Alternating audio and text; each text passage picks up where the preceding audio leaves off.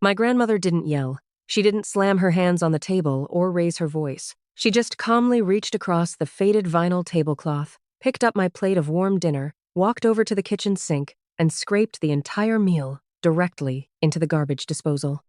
I was 12 years old. My stomach was physically cramping from hunger, a dull, hollow ache that had become my permanent baseline. I just sat there, my hands resting in my lap, staring at the empty space on the placemat where my food had been 3 seconds earlier.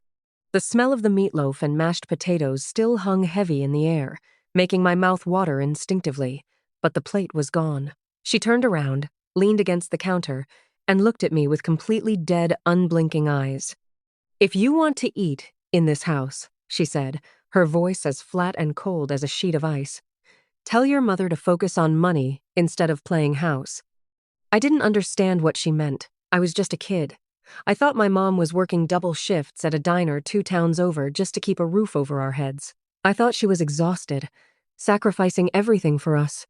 I had absolutely no idea that my mother was actually halfway across the city, wearing a cashmere sweater, pouring expensive wine, and cooking dinner for a brand new husband.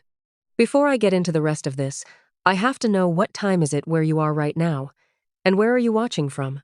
Drop your city and your local time in the comments. It always helps to know I am sharing this with a real community around the world. Okay, here is exactly how this all unfolded. My father left us when I was 9. He didn't pass away. He just packed his bags one Tuesday afternoon and drove out of state, leaving my mother and me with a stack of final notices and an eviction warning. With nowhere else to go, my mother swallowed her pride and moved us into her former mother-in-law's house. My paternal grandmother hated my mother. She blamed her entirely for my father leaving, claiming my mother was lazy, selfish, and a terrible wife.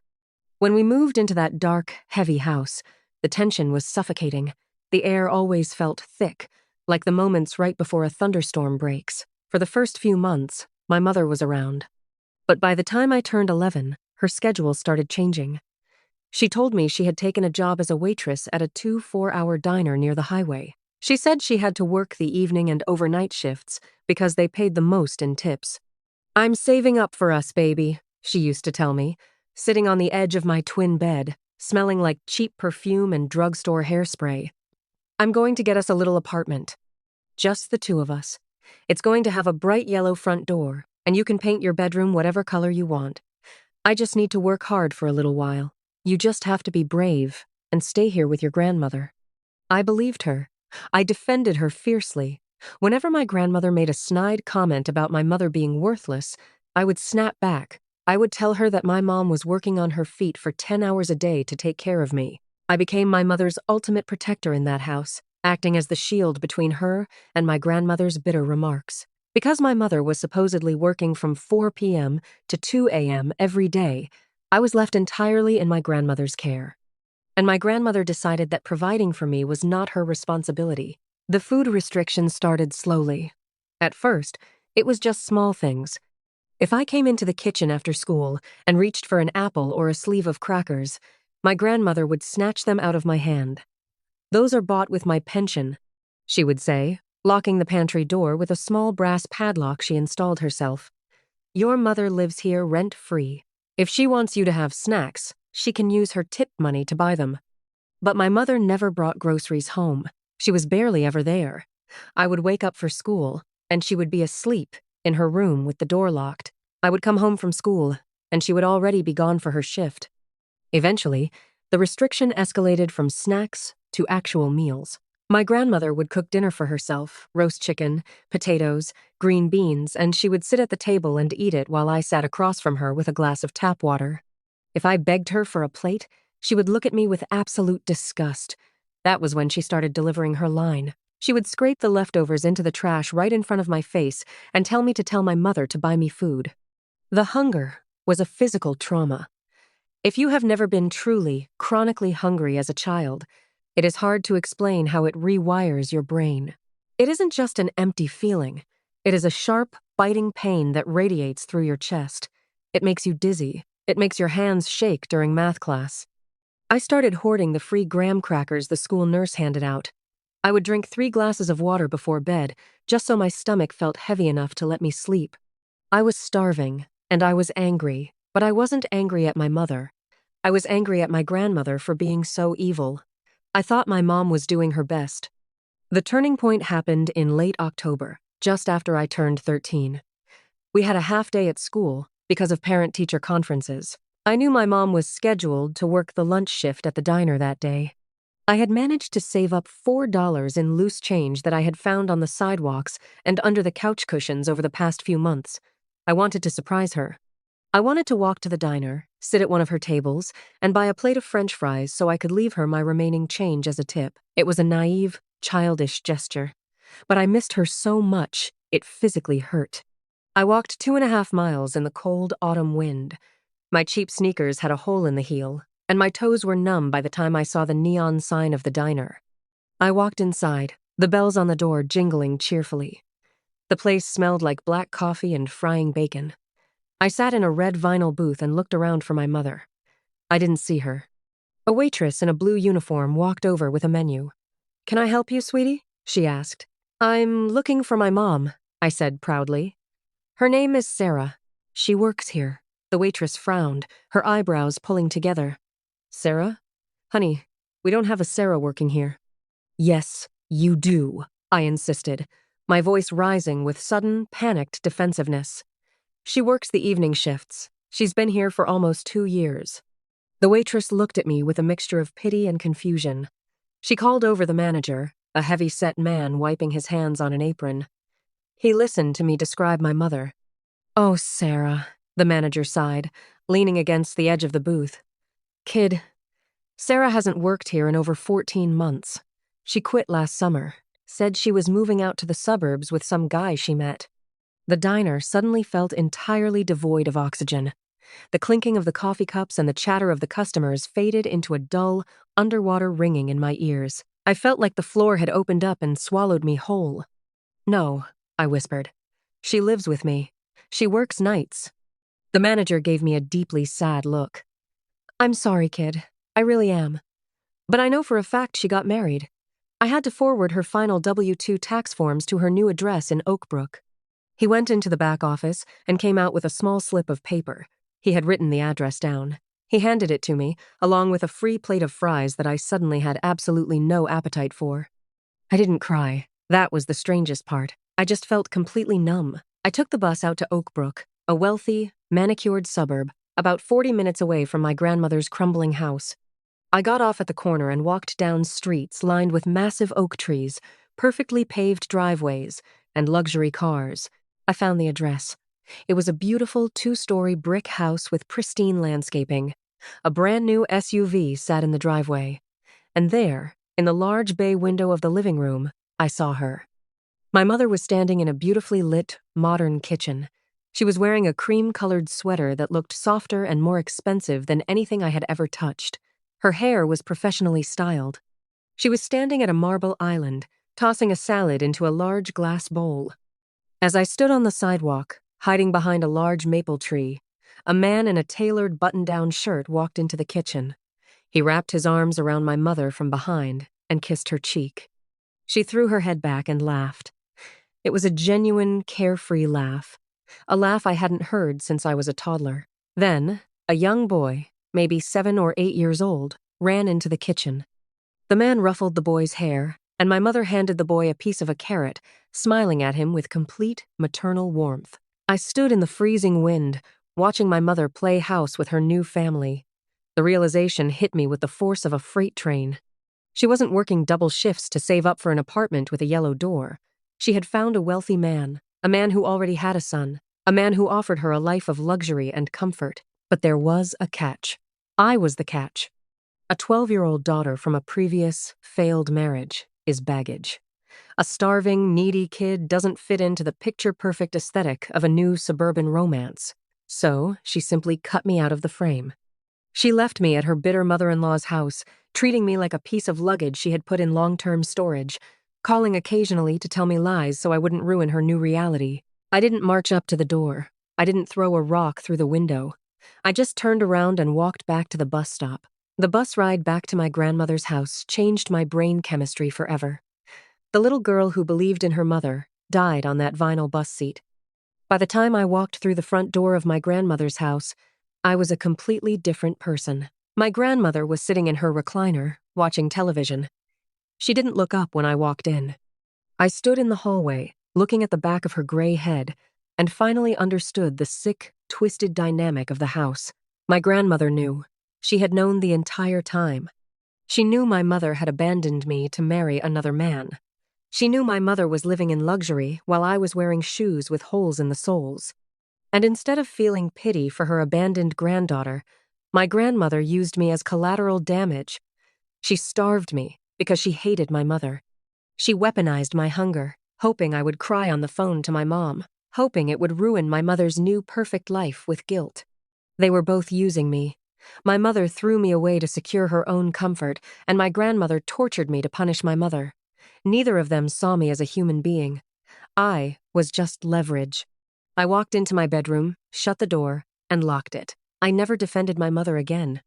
The next time my mother called the house, faking exhaustion and telling me she was so tired from the diner, I didn't tell her I loved her.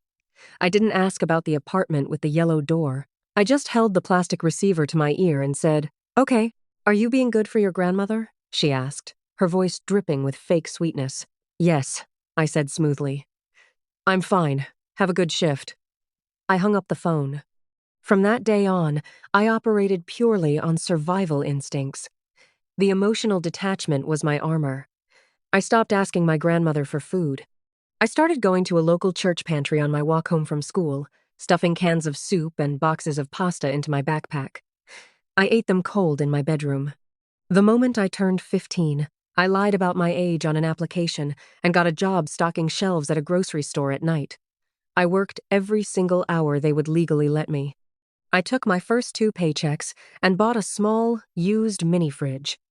I carried it up the stairs by myself, put it in my bedroom closet, and bought a heavy-duty padlock for it. I started buying my own groceries. I bought fresh fruit, deli meat, milk, and bread. I kept it all locked in my closet. The first time my grandmother saw me making a turkey sandwich in the kitchen with my own ingredients, she scowled.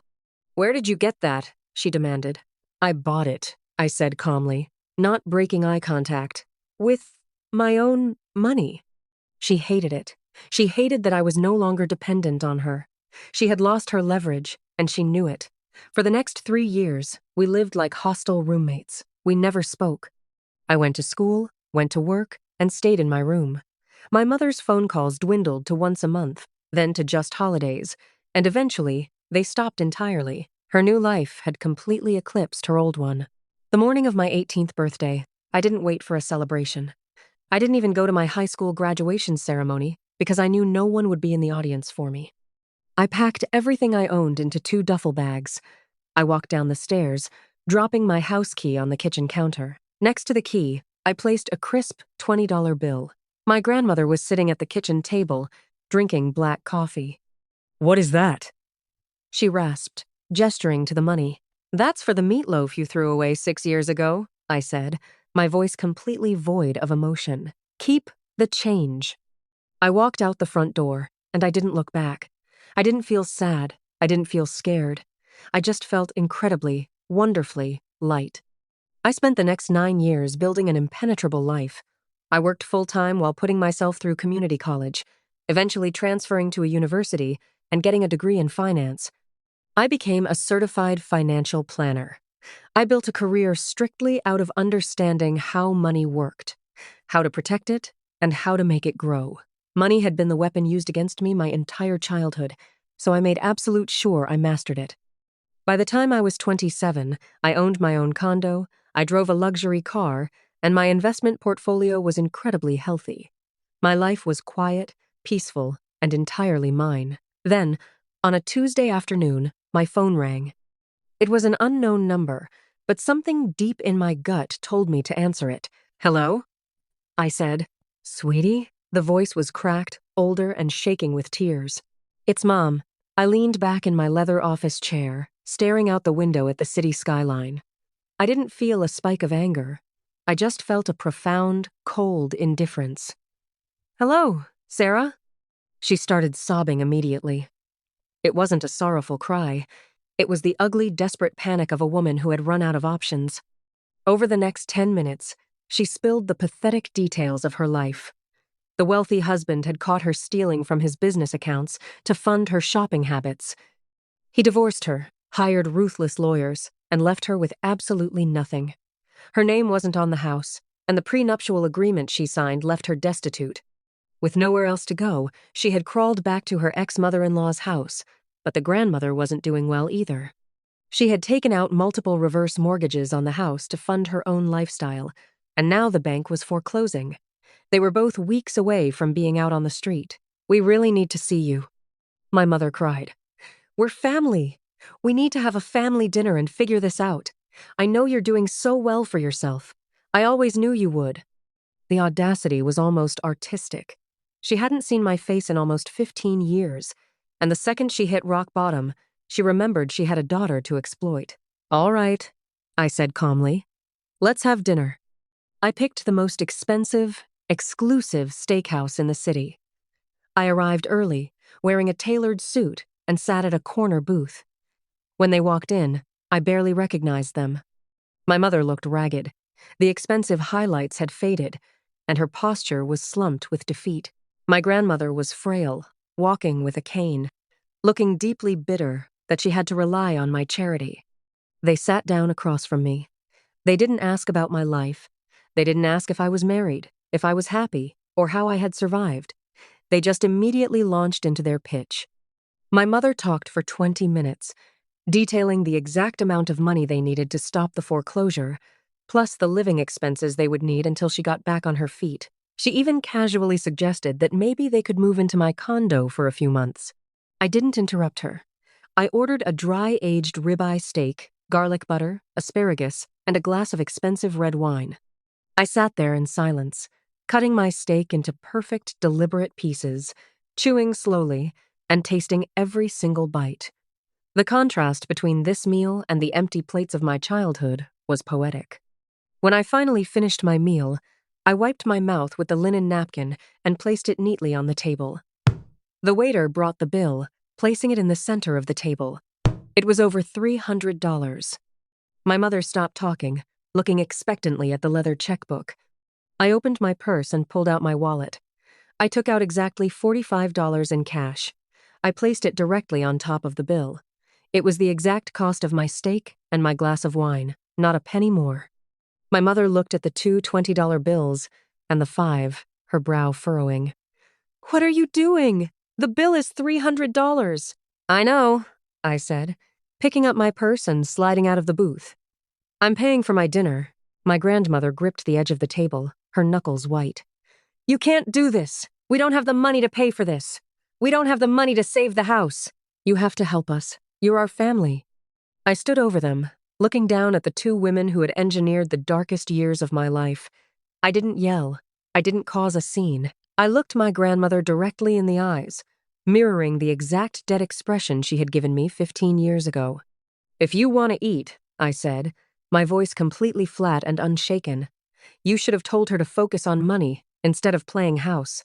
My mother gasped, her hand flying to her mouth as the memories of her own lies and abandonment crashed into her.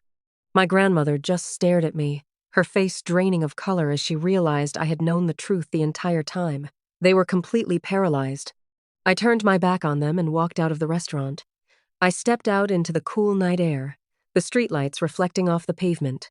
I got into my car, started the engine, and drove back to my peaceful, quiet home, leaving them sitting at a table with a bill they couldn't pay, and a life they had entirely destroyed by themselves. I never spoke to either of them again.